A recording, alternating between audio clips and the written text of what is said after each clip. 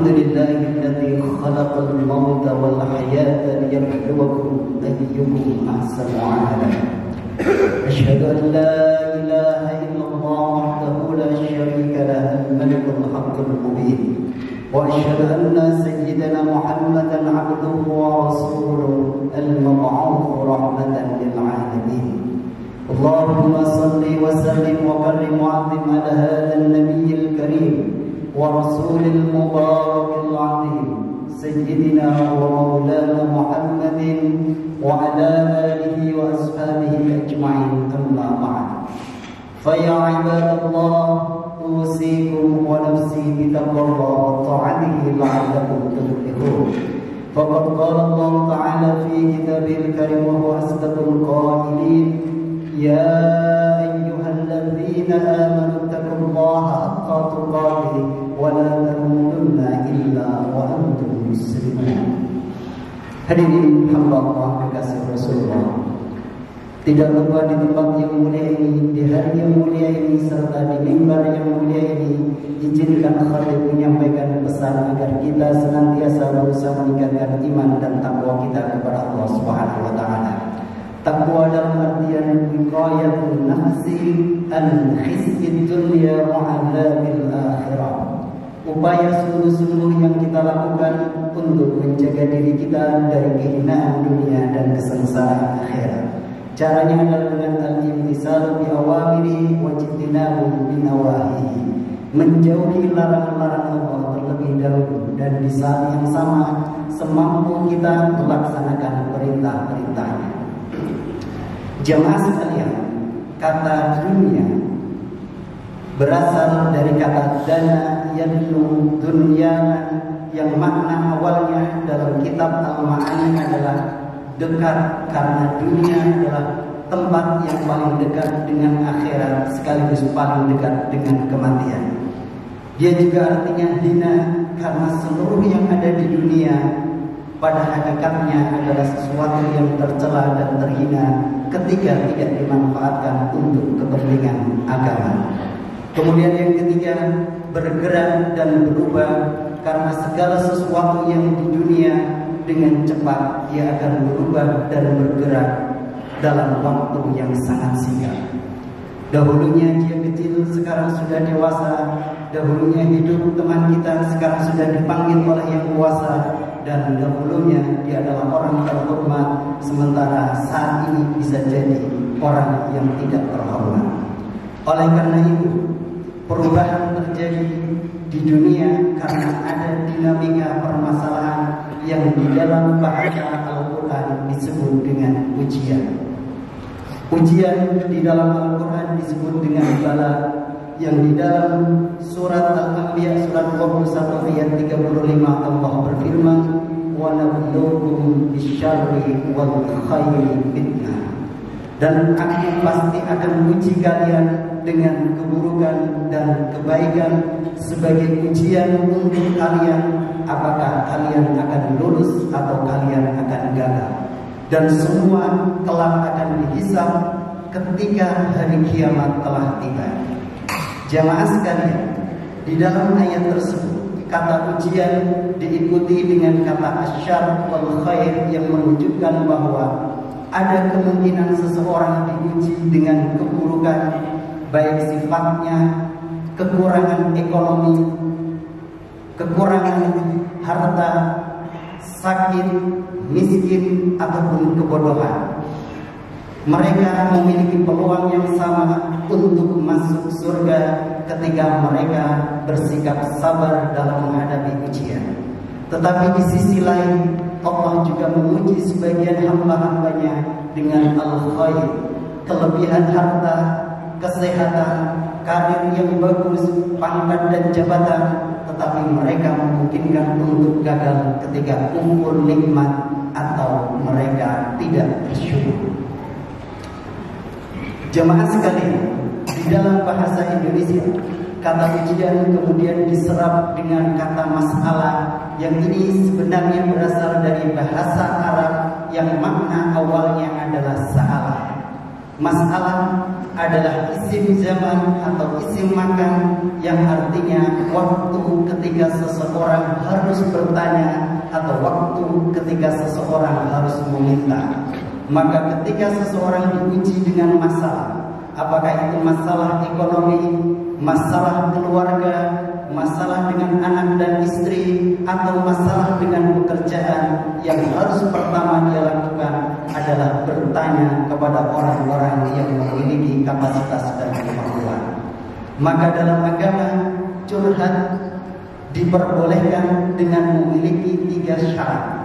Pertama, orang yang diajak atau ditanya tentang permasalahan kita harus memiliki kapasitas keilmuan yang memungkinkan dia untuk mencarikan solusi. Yang kedua, orang tersebut harus bisa dipercaya bahwa semua yang kita ungkapkan adalah rahasia pribadi yang tidak boleh diungkapkan kepada khalayak ramai. Dan yang ketiga, orang yang diajak curhat justru tidak menimbulkan masalah baru yang menimbulkan kerumitan. Kalau dalam masalah keluarga, curhat dengan mantan, sebelum orang mendapatkan solusi, muncul masalah baru yang lebih pelik. Maka oleh karena itu, di dalam agama kita, orang boleh curhat kepada siapapun asal memiliki 3 kapasitas tersebut. Jamaah sekalian, dalam menghadapi ujian, ada prinsip-prinsip agama yang ditetapkan oleh Al-Quran, bahwa ujian yang diberikan oleh Allah Subhanahu wa Ta'ala kadarnya selalu lebih sedikit daripada potensi dan kemampuan yang telah Allah anugerahkan kepada orang tersebut. Maka dengan mengelola potensi yang dimiliki, apakah itu potensi keilmuan, potensi ekonomi, potensi kecerdasan, dia akan bisa menghadapi setiap ujian yang dilalui atau diberikan oleh Allah Subhanahu wa Ta'ala.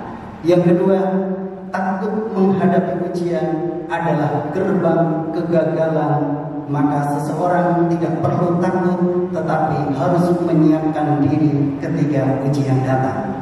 Oleh karena itulah, maka di dalam ilmu hubungan munasabah, surat Al-Baqarah ayat 153 tentang ujian didahului dengan 151 bahwa orang harus menyiapkan diri memohon pertolongan kepada Allah dengan sabar dan sholat.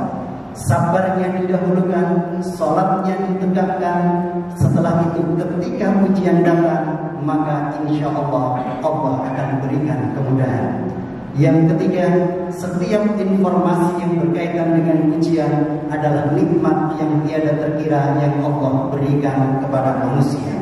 Ibaratnya seperti bocoran ketika seseorang hendak menerima ujian atau melakukan ujian, maka berita dari Allah tentang ujian adalah suatu nikmat untuk orang mempersiapkan diri.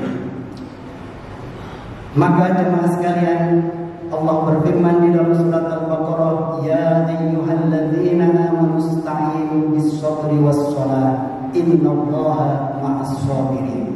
Kata sabar oleh para ulama bahasa disebut dan diartikan dengan habsun nafsi amma yufsiduhu dunyawiyan kanat aw ukhrawiyan.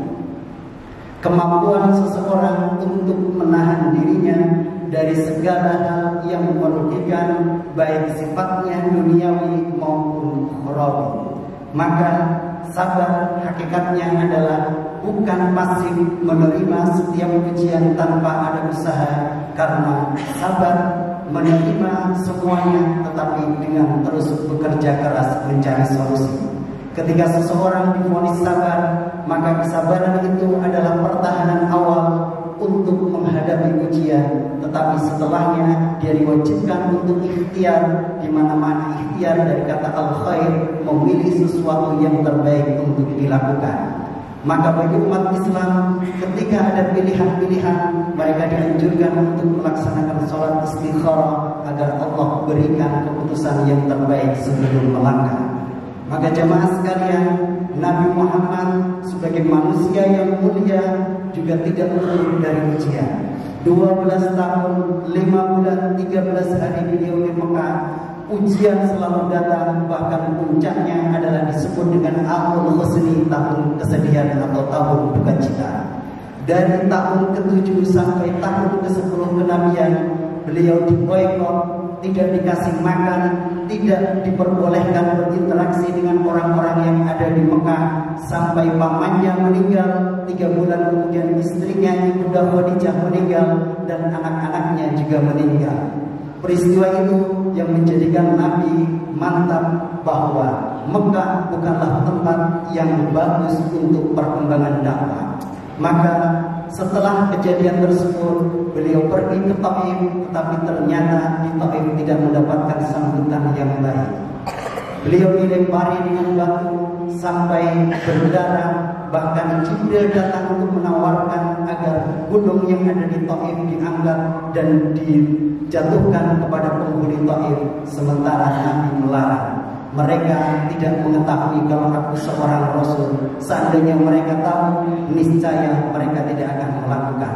Maka Nabi kemudian berdoa, dan sampai hari ini Taif menjadi salah satu pusat peradaban Islam yang ada di Timur Tengah. Jemaah sekalian, artinya ujian selalu diberikan kepada semua orang, bukan melihat kepada dia ahli maksiat, ahli taat, atau orang-orang yang memiliki pengetahuan. Bahkan Nabi yang paling dicintai oleh Allah, mereka pun juga tak luput dari ujian. Nabi Ayub diuji dengan sakit yang mendera hampir 18 tahun, tetapi beliau tetap bersabar. Demikian pula Nabi Nuh, beliau diuji dengan anak dan istrinya yang durhaka, di mana Walinah memiliki anak yang bernama Kan'an, yang tidak taat kepada ayahnya dan durhaka kepada Nabi Nuh. Memang dalam psikologi, seorang anak laki-laki memiliki kedekatan emosional dengan ibunya, sementara anak wanita idealnya memiliki kedekatan emosional dengan bapaknya. Itulah kenapa anak-anak Nabi Nuh yang pertama, yang bernama Umdarah bin Barakil, nasabnya sampai kepada Nabi Adam dan menjadi anak-anak yang soleh. Karena anak-anaknya adalah anak-anak laki-laki, sementara Umdarah binti Barakil adalah seorang wanita yang soleh. Kemudian istrinya yang kedua bernama Walinah memiliki anak Kan'an. Dia adalah seorang mu'alaf yang imannya belum kuat, tetapi kemudian akhirnya karena tidak tahan terhadap penderitaan yang dialami oleh Nabi Nuh dan kaumnya, dia kembali kepada kekafiran. Kembalinya seorang ibu kepada perbuatan buruk atau kekafiran, kalau dia memiliki anak laki-laki, hampir pasti diikuti. Maka di dalam surat At-Tahrim, jemaah sekalian, ketika kita membaca surat At-Tahrim surat ke-66 ayat 9 sampai 11, kita temukan dua fenomena yang berbeda. Sementara anak Nabi Nuh yang istrinya juga disebut dengan durhaka, Imra'atun dan Imra'atun, keduanya sama-sama dipastikan masuk surga. Sementara anak Nabi Lut yang perempuan, mereka tetap mengikuti dakwah Nabi Lut. Sebab dalam teori psikologi, seorang anak perempuan selalu memiliki kedekatan dengan ayah. Maka saat itulah Nabi Lut bisa menyelamatkan anak-anaknya meskipun istrinya kemudian diadab oleh Allah Subhanahu wa Ta'ala. Maka kalau hari ini kita sebagai ayah, sebagai seorang orang tua yang memiliki anak perempuan tidak dekat atau belum dekat, maka kita wajib mengkoreksi diri kita. Dan jika ada istri kita tetapi mereka tidak dekat dengan anak-anaknya yang dari kaum laki-laki, maka kita juga harus belajar dan mengajari mereka. Karena salah satu tugas suami adalah mendidik istri menjadi imam terbaik bagi mereka dan sekaligus membimbing mereka kepada kebaikan.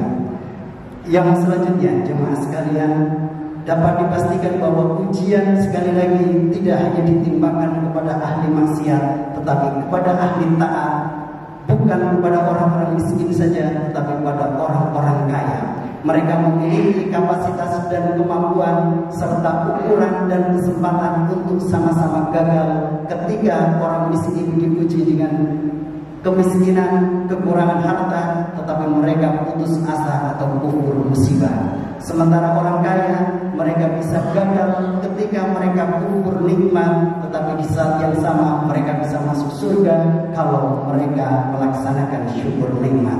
Dan salah satu permasalahan yang menyebabkan manusia tidak bahagia adalah banyaknya keinginan yang mereka miliki.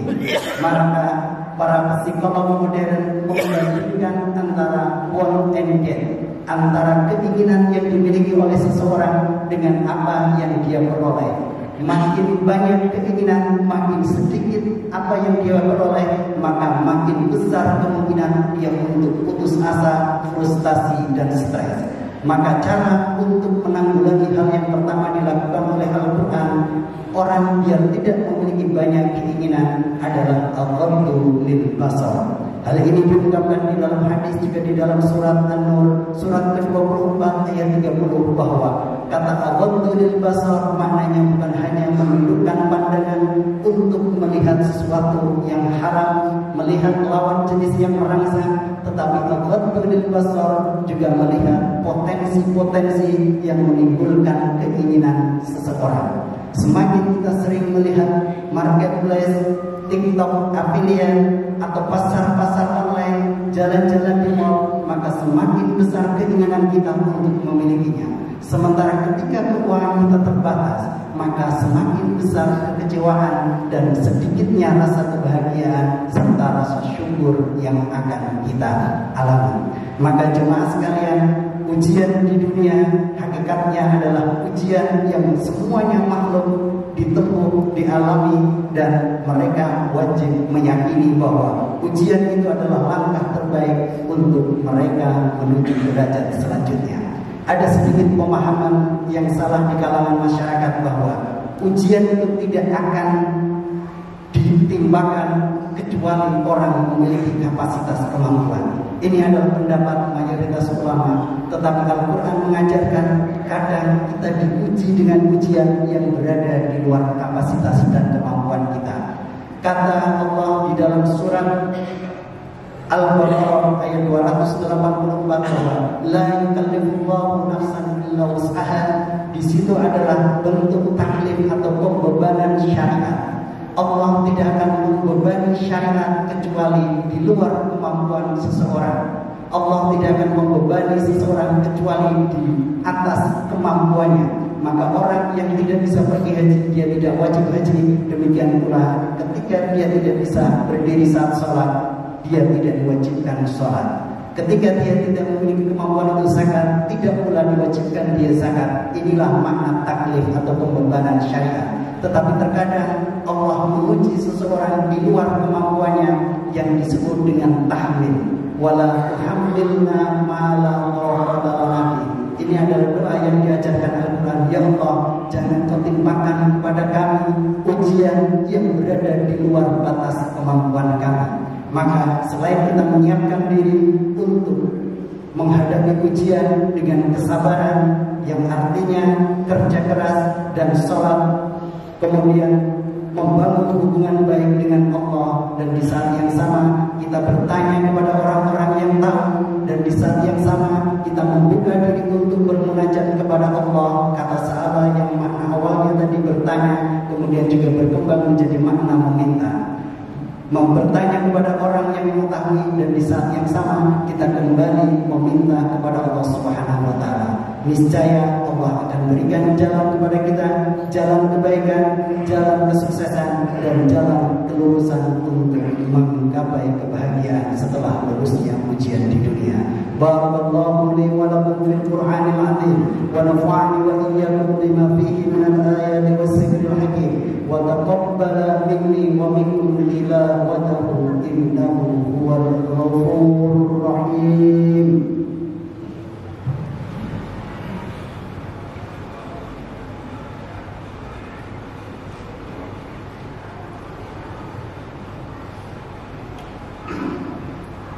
Alhamdulillah hamdan kama amara أشهد أن لا إله إلا الله وحده لا شريك له إرغاما لمن جهد به وكفر وأشهد أن سيدنا محمدا عبده ورسوله سيد الإنس والبشر اللهم صل على سيدنا محمد وعلى آل سيدنا محمد أما بعد فيا عباد الله أوصيكم ونفسي بتقوى الله وطاعته لعلكم تفلحون فقد قال الله تعالى في كتابه الكريم وهو أصدق القائلين إن الله وملائكته يصلون على النبي يا أيها الذين آمنوا صلوا عليه وسلموا تسليما اللهم اغفر للمسلمين والمسلمات والمؤمنين والمؤمنات الأحياء منهم والأموات ya Allah ya Rabbana ampuni dosa-dosa kami, dosa-dosa kedua orang tua kami, dosa-dosa pasangan hidup kami, putra-putri kami, saudara-saudara kami, sahabat-sahabat kami, teman-teman kami, guru-guru kami, murid-murid kami, jamaah-jamaah kami, dan orang-orang yang berjasa dalam hidup kami di jalan. Jadikan jiwa-jiwa kami dan mereka mutmainnah, keluarga kami dan mereka sakinah, putra-putri kami dan mereka soleh dan solehah, rezeki kami dan mereka melimpah halal dan berkah. Sepanjang hidup kami dan mereka Engkau bimbing dengan taufik dan hidayah, dan akhir hayat kami dan mereka husnul khatimah, dan di akhirat kelak Engkau pertemukan kami semua di dalam al-jannah. Rabbana anzilna nuzlan mubarakan wa anta khairul munzilin. Ya Allah ya Rabbana anugerahkanlah kepada kami semua tempat tinggal dan pekerjaan yang Engkau berkahi, tempat tinggal dan pekerjaan yang Engkau rahmati, tempat tinggal dan pekerjaan yang menjadi wasilah kebaikan bagi diri kami, keluarga kami, dan orang-orang yang ada di sekitar kami. Allahumma qsim lana khasyataka ma tahulu bihi bainana wa baina ma'asi. Ya Allah, anugerahkanlah kepada kami semua rasa takut yang dapat menjadi penghalang kami untuk bermaksiat kepadamu. Wa min ta'atika ma tuballighuna biha jannatak. Ya Allah, anugerahkanlah kepada kami semua ketaatan yang dapat menghantarkan kami semua kepada surga-Mu. Wa minal yaqini ma tuhawwinu bi 'alaina maswa'ibat dunya. Ya Allah, anugerahkanlah kepada kami semua keyakinan yang dengannya akan terasa ringan seluruh penderitaan, ujian dan cobaan yang kami alami di dunia ini. Rabbana atina fid dunya hasanah fil akhirati hasanah wa qina 'adzabannar. Ibadallah, innallaha ya'muru bil 'adli wal ihsan wa ita'i dzil qurba wa yanha 'anil fahsya'i wal munkar wal baghi ya'idukum la'allakum tadhakkarun wa la dzikrullahi akbar. Aqimus shalah.